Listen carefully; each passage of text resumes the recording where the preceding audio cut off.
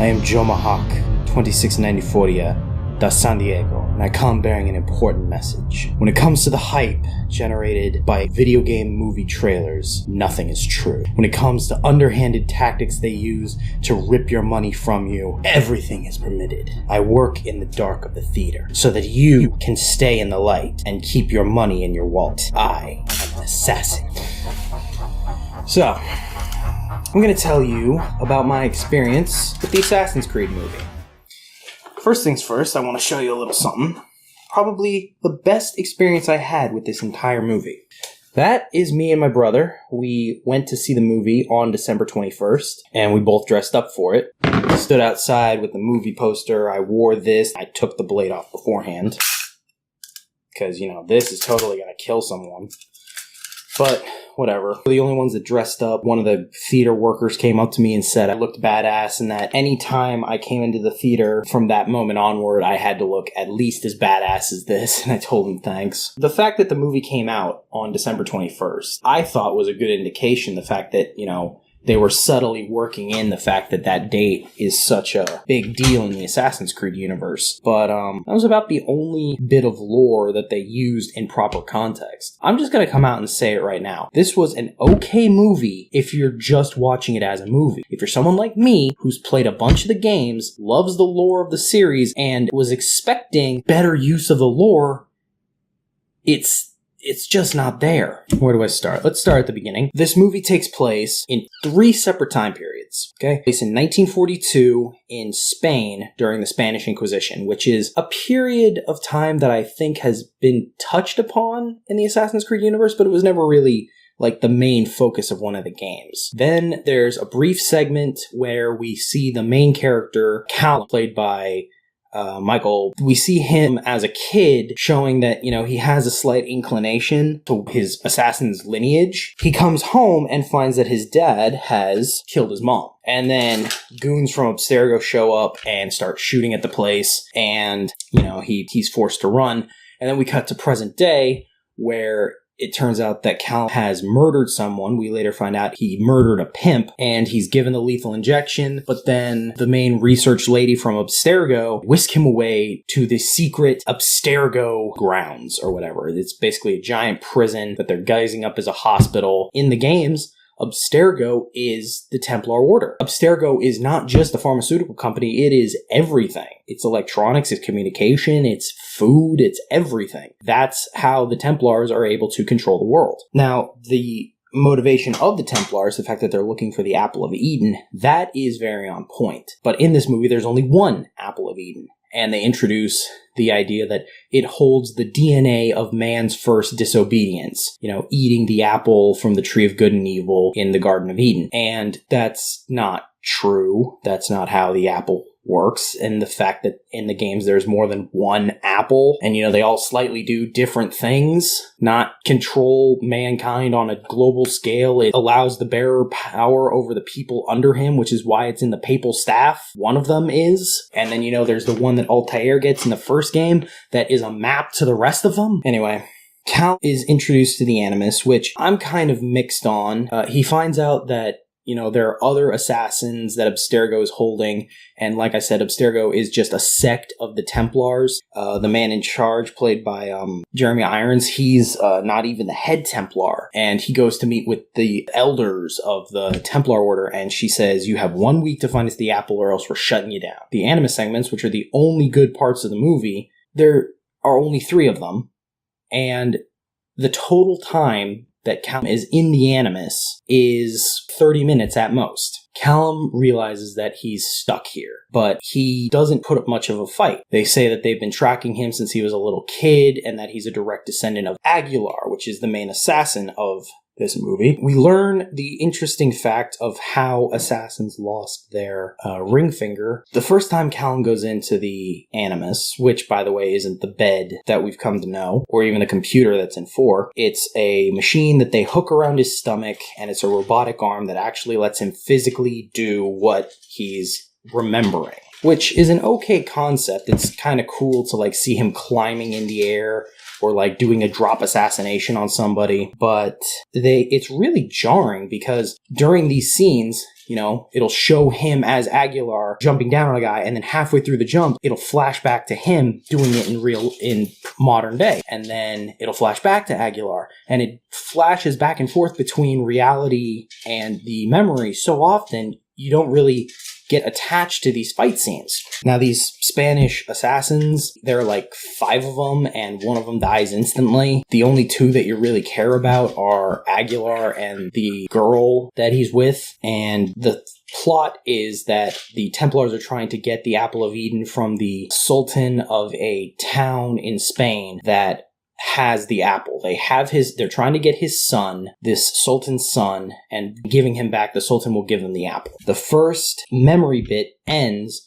when the assassins manage to catch the kid who's about to fall off of a cliff, and Aguilar's hidden blade. This is 1492. Remember that. The first time we ever saw this bit of the hidden blade, the grappling hook, was in the 1860s during the Industrial Revolution in London in Assassin's Creed Syndicate. Aguilar has one of these in 1492. Of course, the fact that they're hanging off of a cliff means that they get captured by the Templars, and then he gets desynced out of the Animus. Then we learn that there are hundreds of assassins that Abstergo is keeping that couldn't quite lead them to the apple. Why are you keeping these guys alive? You're Templars. They're assassins. You're trying to eliminate violence in the world. Just kill them when you're done with them. There is no reason to keep them alive, except to, get your jugular slit.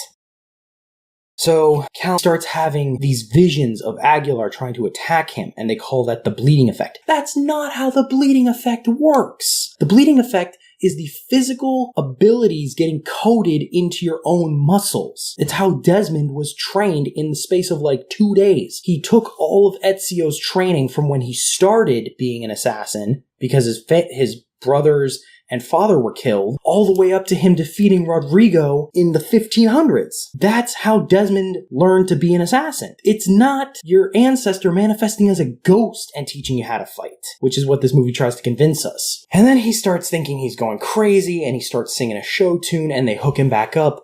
And one of the main things I was looking forward to with this movie, everybody gives the leap of faith crap because of the fact that you're jumping off of a 50-story building into a bale of hay. I was looking forward to them showing how a human actually survives a leap of faith. Well, they do show a guy hitting a bale of hay, but then when Aguilar takes a leap of faith off of the top of a 40 or 50-story church, he falls about halfway down, and then Cal gets desynced. Screw you guys. Screw you guys. The one thing I wanted to see in this movie was how a human could survive a fall from a leap of faith. And you took the easy way out of it. So, Cal gets desynced, he goes back to the real world, a lot of nothing happens. The other assassins that still have their minds are saying that Cal is going to lead the Templars right to the apple and that they've got to stop him, but they don't really do anything. And then Cal finds out that the Abstergo has been keeping his dad hostage, and they give him just the blade part, not the gauntlet, just the blade part of the blade that killed his mom. And they say to Cal, do what you want.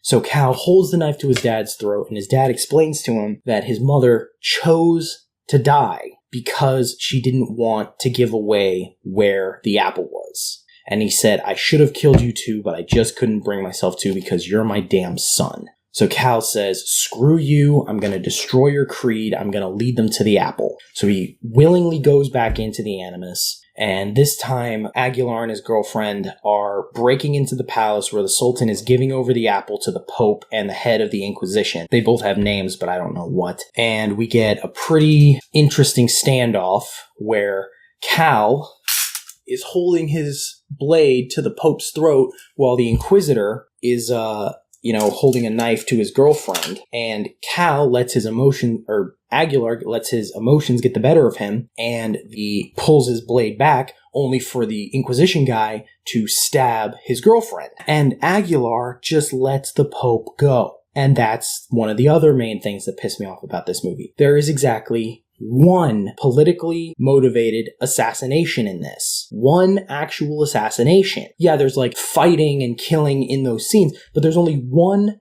time, and it's at the very end of the movie, when somebody dies for a reason other than you're an obstacle in my way. And it's so freaking stupid that he doesn't kill the Pope. Aguilar and this other guy get into a fight, and he ends up knocked down on his ass next to his girlfriend's corpse, and she says, "For the Creed," and he shoots the Inquisition guy with like her wrist-mounted crossbow, which, you know, is something that didn't happen until the French Revolution. And he manages to kill that guy, and then he manages to get away, and he does another leap of faith off of a bridge into a crevasse that comes down to a point. So, you know, even though he gets shot on the way down, he scrapes on the walls to slow his descent and then throws a knife into the water to break the surface tension. Yes, we've done leaps of faith into water before, but that's still a cheater way out, guys. So Cal ends up breaking the Animus. The assassins in Abstergo pull off a coup to break into the Animus room and try and stop Cal. Cal comes to his senses, realizes that he must be a part of the Creed to stop the Templars from figuring out where the apple is, but it's too late. He shows them where. The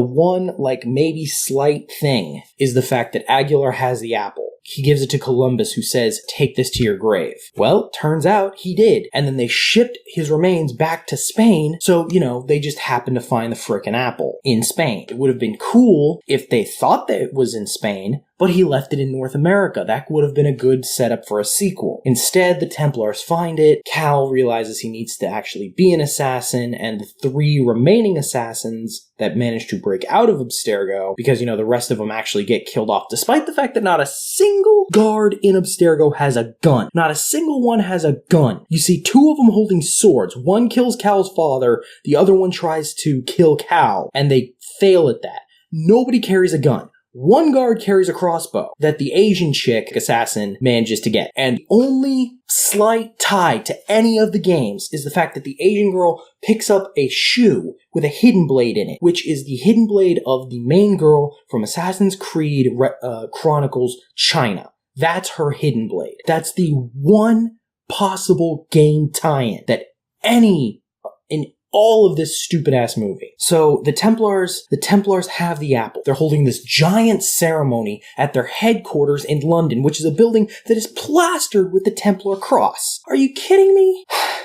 The three assassins managed to sneak in, Cal and his two friends, and the two other people slip Cal the components that he needs to build a hidden blade. And, you know, he has a slight conversation with the girl that was the researcher in Abstergo. She realizes what's going to happen, but it's not until after Cal kills her dad, which, by the way, is another poor fact of this movie. A lot of people die like this. That's not how you use a hidden blade. You do not use a hidden blade to slit somebody's throat. It is used to stab in the kidneys or through the throat or whatever. You don't come up behind somebody and slice it like you have a regular knife. That does more detriment to your own hand than to your target. So, at the very end of the movie, the woman who swore she was going to end all violence by using the apple swears that she's going to kill every single Templar she comes across, or every single assassin she comes across. And the movie ends with Cal and his two buddies standing in a triangle formation on a building, and the eagle that you've seen flying by in every single scene flies by one last time. Cal has the apple in his hand, and they all prepare to make another leap of faith, and the movie cuts out. Not a single mention of the society that came before. Not a single mention of Ezio, Altair, Arno, friggin' Connor, or Edward Kenway. This movie is living proof that even if you do your best to include aspects of the source material, going off on a tangent is not gonna satisfy anybody. This movie just jerked you around, had a paper-thin storyline. You couldn't get attached to anybody. I couldn't, at least. I couldn't give a crap about anybody. The fact that, like, two of the Abstergo assassins died, you could see that coming. You're just like, yep, they had to kill at least one or two of them to try and make it feel like we're losing something. The Templars get the apple. That's the ultimate loss. But then, the assassins get it back 10 minutes later. They're sequel baiting for a movie that hopefully never gets one. Because, in my opinion, unless this movie pulls the cardinal sin of the Assassin's Creed series, the ultimate sin, the fact that they spend more time in the present than they do in the Animus. They spend all of 30 minutes at the most in the Animus. Of those 30 minutes, a lot of it is spent flashing back and forth in a jarring transition for the fight scenes between the past and the present. The main reason that Assassin's Creed got popular was the fact that the first game, about 80% of it, was set in Israel. So that when you finished with a story segment and you went back to the present, it was jarring. You're like, holy crap, whoa. I'm not in the past. That's right. And then, 5 minutes pass, and there's not really much for you to explore in your prison cell of a room, and then you go right back into the Animus. And they did the same thing with 2. Then in 4, the only other good Assassin's Creed, in my opinion, besides Brotherhood, there was, really no reason to ever leave the Animus, and the same thing with 4. There's hardly ever any reason to leave the Animus. That's what works about it. The past, where you're playing as an assassin, stabbing people, or shooting people, or sailing around and robbing people, is what makes it fun. It's what we're there to do. We're not there to play a game where you're sitting around in an office bed being lectured at by a uppity scientist. But that's what this movie is. So bottom line, if you want a good Assassin's Creed experience, play 2, play Brotherhood, play 4, maybe Syndicate. Other than that, don't bother, and especially don't bother with this dumbass movie. Ow! Delete that first bit.